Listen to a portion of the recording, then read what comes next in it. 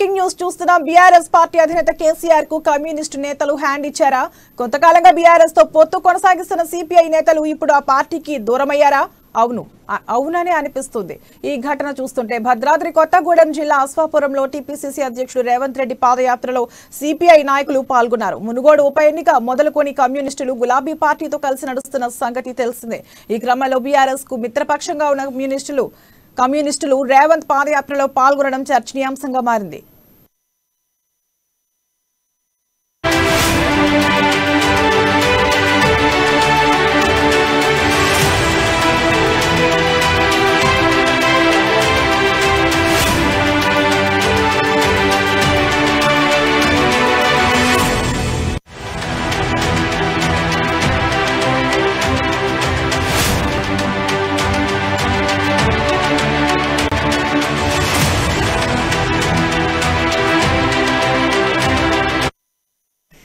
BRS party అధినేత కేసీఆర్ కు communist నేతలు హ్యాండ్ ఇచ్చారా? కొంతకాలంగా బీఆర్ఎస్ తో పొత్తు కొనసాగిస్తున్న సిపిఐ నేతలు ఇప్పుడు ఆ పార్టీకి దూరమయ్యారా? అవునని అనిపిస్తోంది ఈ ఘటన చూస్తుంటే. భద్రాద్రి కొత్తగూడెం జిల్లా అశ్వాపురంలో టీపీసీసీ అధ్యక్షుడు రేవంత్ రెడ్డి పాదయాత్రలో సిపిఐ నాయకులు పాల్గొన్నారు. మునుగోడు ఉప ఎన్నిక మొదలుకొని కమ్యూనిస్టులు గులాబీ పార్టీతో కలిసి నడుస్తున్న సంగతి తెలిసిందే. ఈ క్రమంలో బీఆర్ఎస్ కు మిత్రపక్షంగా ఉన్న కమ్యూనిస్టులు రేవంత్ పాదయాత్రలో పాల్గొనడం ఇప్పుడు చర్చనీయాంశంగా మారింది.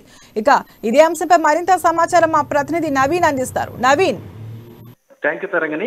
భద్రాద్రి కొత్తగూడెం జిల్లాలో రేవంత్ రెడ్డి హాత్సే జోడో యాత్ర ఈ రోజు పినపాక నియోజకవర్గంలో జరుగుతున్న నేపథ్యంలో ఈ రోజు ఒక సుమారు 10 మంది సిపిఐ నాయకులు రేవంత్ రెడ్డితో కలిసి ఇదే పాదయాత్రలో పాల్గొన్నట్టు కూడా మనకు తెలుస్తుంది.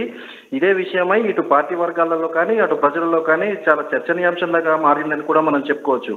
కానీ ఈ యొక్క 10 మంది కూడా ఈ యాత్రలో పాల్గొన్న నేపథ్యంలో అక్కడ మనం వారిని ప్రశ్నించగా వారు మౌనంగా అక్కడి నుంచి తిరిగి వెళ్లడం కూడా మనం గమనించుకోవచ్చు. కానీ రాష్ట్ర వ్యాప్తంగా బీఆర్ఎస్ పార్టీతో పొత్తులో ఉన్నటువంటి ఈ యొక్క సిపిఐ పార్టీలో ఉన్నటువంటి నాయకులు ఈ విధంగా పినపాకలో జరిగినటువంటి ఈ యొక్క యాత్రలో పాల్గొనడం కూడా చాలా ఈ యొక్క పార్టీలో జాయిన్ అవడం కూడా చర్చనీయాంశంగా మారిందని కూడా చెప్పుకోవచ్చు. కానీ ఈ యొక్క విషయమై మన సిపిఐ పార్టీ రాష్ట్ర నాయకత్వం ఎటువంటి చర్యలు తీసుకుంటుందని కూడా వేచి చూసే ధోరణి అయితే మనకు కనిపిస్తుంది Telangana. Okay, thank you Naveen.